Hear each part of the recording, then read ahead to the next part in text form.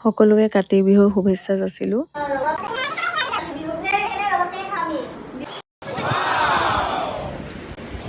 সকলোৱে মিলিজুলি আৰু ৰদ টেঙা খোৱাত ব্যস্ত হ'লোঁ আৰু কাটি বাচি চবেই মিলি কৰি খালোঁ আৰু খোৱা বোৱা কৰি আৰু ঘৰ মোৱা হ'লোঁ। পৰিৱেশটো অকণমান সাঁচি ৰাখিলোঁ আৰু সন্ধিয়া সময়ত আমি সকলো আপোনাৰ এই কাতি বিহুৰ দিনা এই প্ৰাৰ্থনা হৰি ৰাম গৃহস্থ কুশলা মংগল এটা মুহূৰ্ত সাঁচি ৰাখিবলৈ চেষ্টা কৰিলোঁ আৰু আমাৰ এয়া সৰু ডাঙৰ চবেই মিলি আৰু জুবিনদাৰ হৈ এগছি চাকি জ্বলালোঁ আৰু আমাৰ পথাৰৰ পৰিৱেশ মায়াবিনী ৰাতি।